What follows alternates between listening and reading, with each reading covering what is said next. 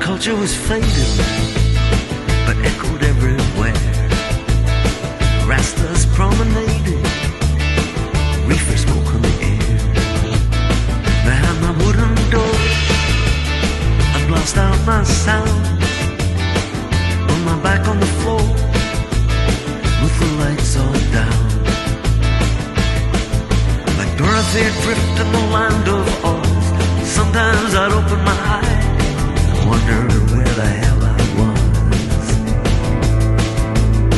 I was in love with a girl I saw one afternoon, wearing duffel coat and pearls in the middle of June.